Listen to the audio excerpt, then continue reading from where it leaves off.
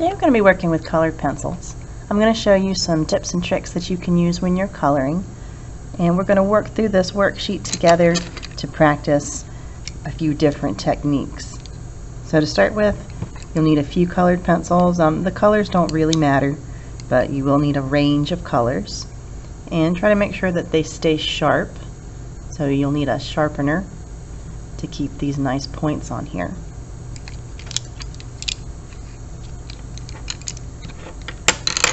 You can get a very wide range of colors using even just one colored pencil.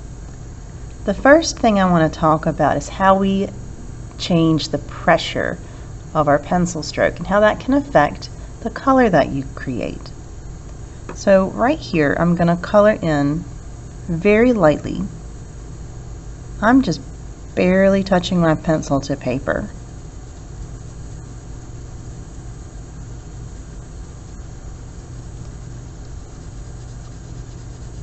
And it makes this really nice light red color, almost a pink. Next I'm going to press down with like a medium pressure, so I'm just press down a little bit harder.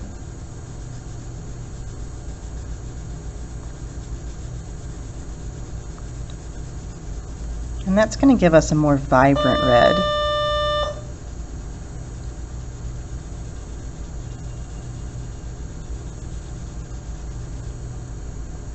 Here in the third one, I'm going to press down really hard, and I'm going to get a very saturated, very vibrant color. Good morning. As we begin another day,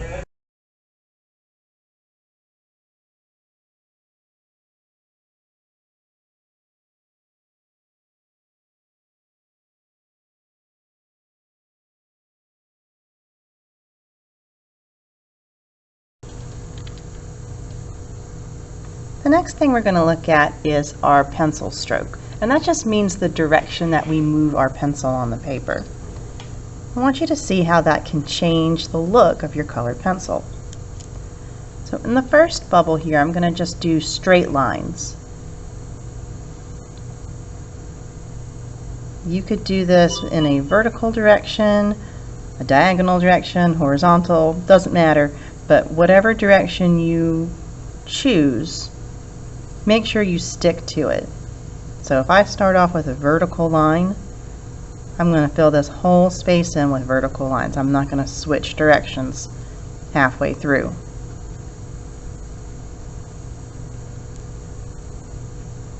Another way that you can fill in, this is especially good for round areas like a circle or something like that. You can fill this in with little circles.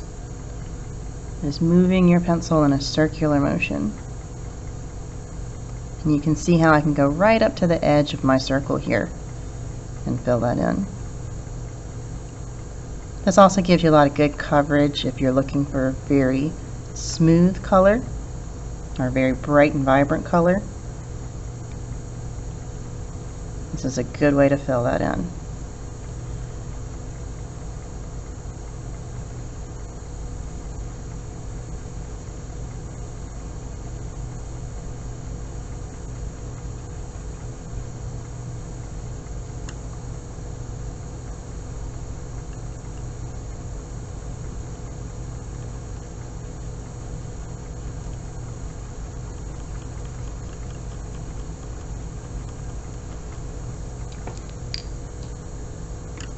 The next one we're going to do is called cross hatching. What we do here is we start by putting our pencil down going in one direction. I'm going to start with a vertical up and down line.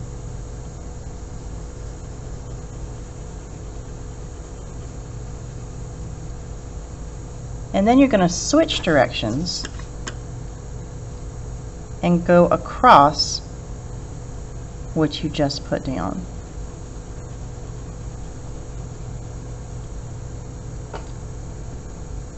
This is a great way to create some texture in your work.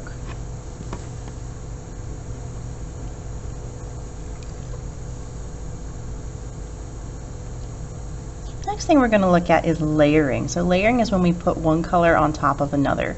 And this is a great way if you have a limited selection of colors to create new colors. So let's see what happens. I'm going to take my blue and my yellow. We're going to put my blue right here.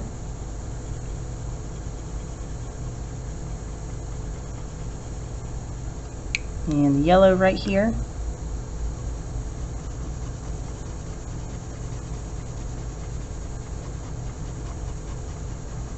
Then I'm going to layer them together. Now, when you are layering, you always want to start with your darker color first. So in this case, that's going to be my blue. It's a little darker than my yellow. I'll put my blue on here. And I'm going to take my yellow and go across.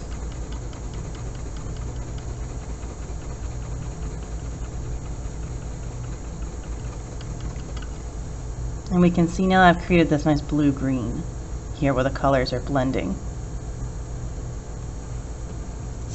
And if you want a smooth look, say I want this to look more smooth, we're going to do something called blending, where we blend our colors together.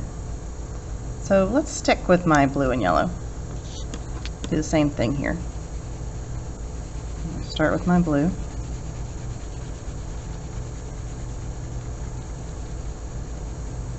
Notice I'm not pressing down too hard here. You want to keep a light to medium pressure. Take my yellow.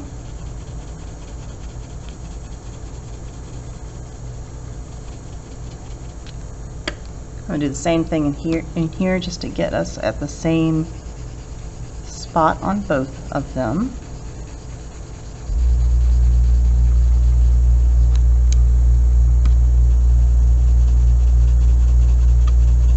There's a couple different ways that you can blend. The first way is to take the lighter of the two colors, in this case that's going to be yellow, and come back over here with a really hard pressure. So you really want to press down hard.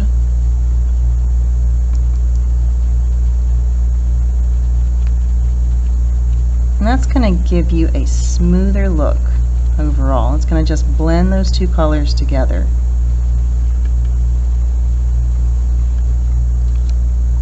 Another thing you can do, if you want a lighter look, instead of using the same color, you can use a white colored pencil. There are also things called colorless blenders that are just the wax from a colored pencil with no pigment in them, and you could use one of those as well. But they're a little harder to get a hold of than a white colored pencil. But do the same thing here, you just press down super hard, and it's going to blend these two colors together and make it look really nice and smooth.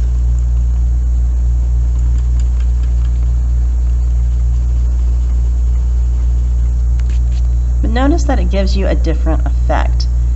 The one where I blended with the yellow has a brighter, more vibrant look to it, while the one I blended with the white is a little softer. It almost looks a little milky. So decide what look you want when you're blending.